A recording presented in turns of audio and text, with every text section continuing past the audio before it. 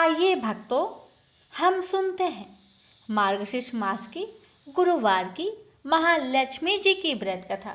इस कथा को सुनने अथवा पढ़ने से सभी मनोकामना पूर्ण हो जाती है।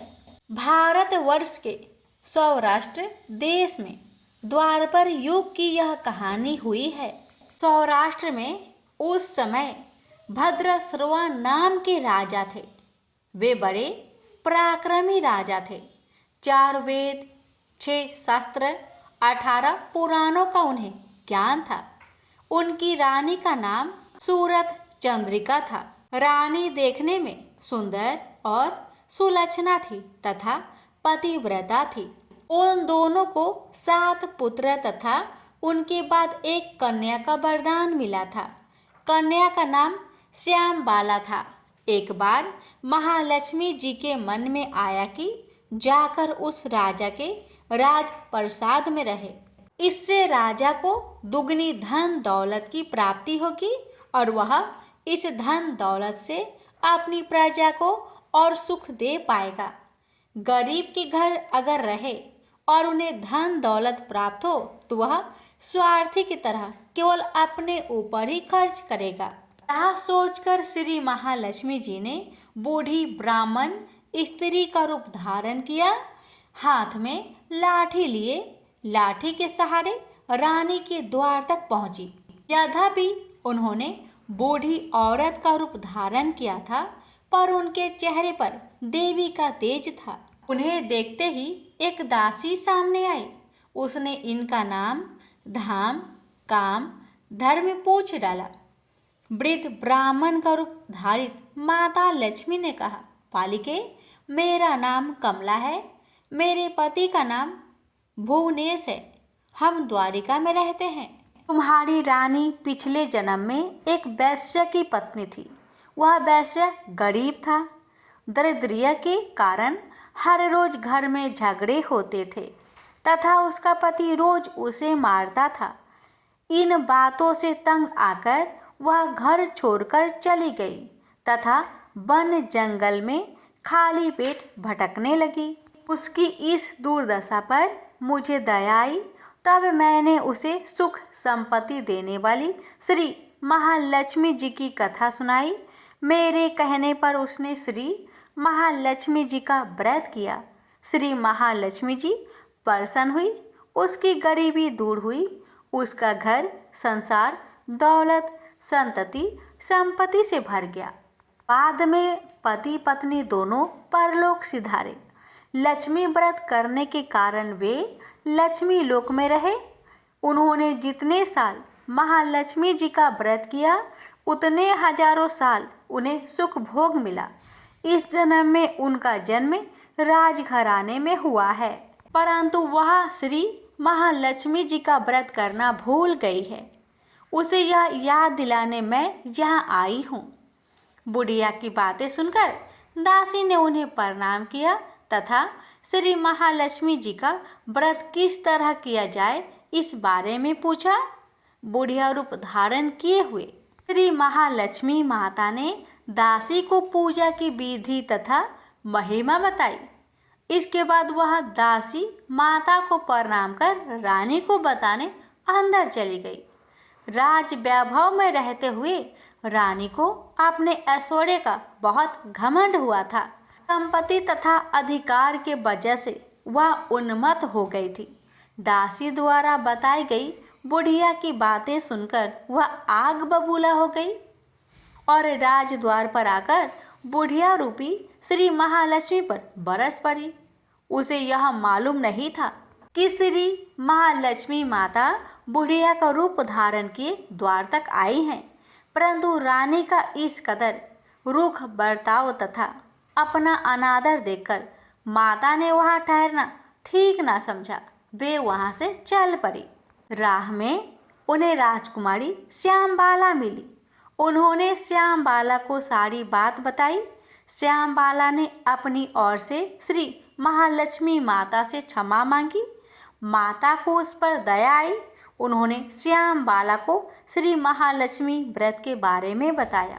उस दिन अगहन यानी मार्गशीर्ष माह का पहला गुरुवार था। श्याम बाला ने परम श्रद्धा से श्री महालक्ष्मी जी का व्रत रखा। फलस्वरूप राजा सिद्धेश्वर के सुपुत्र मालाधर से उसका विवाह हुआ। वह धन दौलत ऐश्वर्य वैभव से माला माल हो गई। पति के साथ ससुराल में आनंद से दिन बिताने लगी। इधर श्री महालक्ष्मी का रानी पर प्रकोप हुआ।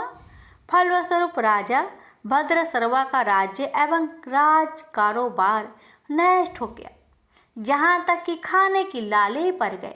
ऐसी हालात में एक दिन रानी ने राजा से निवेदन किया, हमारा दामाद इतना बड़ा राजा है, धनवान है, ऐश्वर्यशाली है, क्यों ना उसके पास जाए, अपना हाल उसे बताए, वह जरूर हमारी मदद करेगा।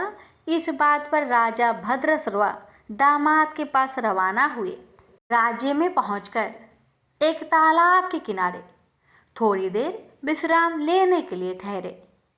तालाब से पानी पीने आते जाते दासियों ने उन्हें देखा।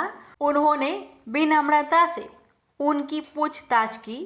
जब उन्हें यह मालूम हुआ कि वे रानी श्याम बाला के पिता हैं, तो दौड़ते हुए जाकर उन्होंने रानी को सारी बात बताई।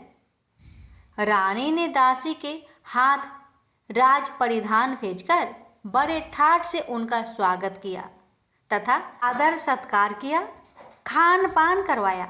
जब वे लौटने लगे तो सोने की मोहरों से भरा घड़ा दिया।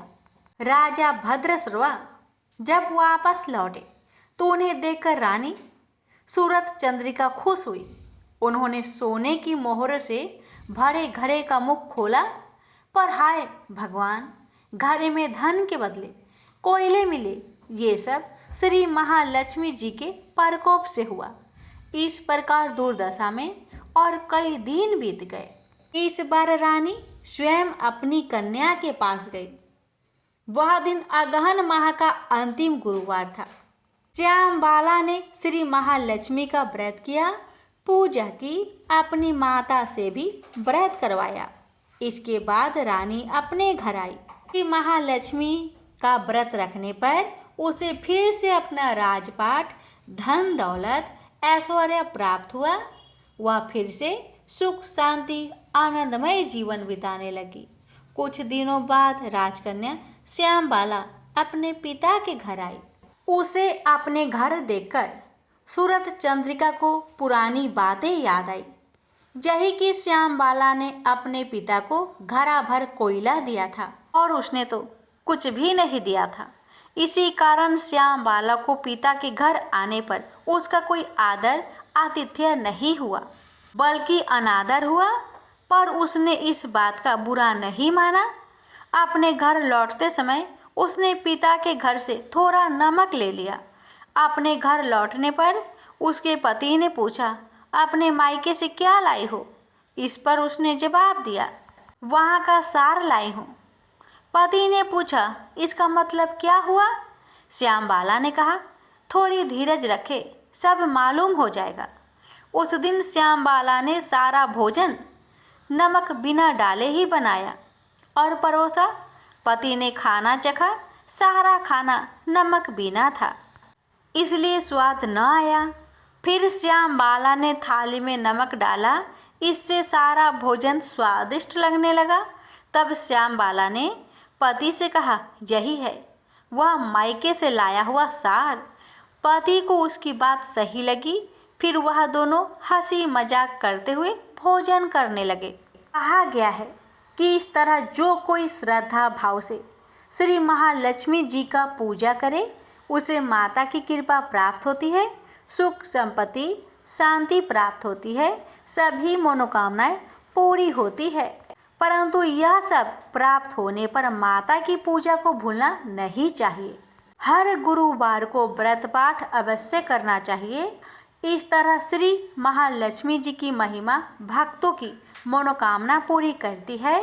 प्रेम से बोलिए लक्ष्मी माता जी की जय। हे माँ, आपकी कथा कहने वाले पर, सुनने वाले पर, हुकार भरने वालों पर अपनी कृपा सदा सर्वदा बनाए रखना, घर में सुख शांति बनाए रखना, भक्तों की हर मनोकामना को पूर्ण करना। बोलिए महालक्ष्मी माता जी की जय।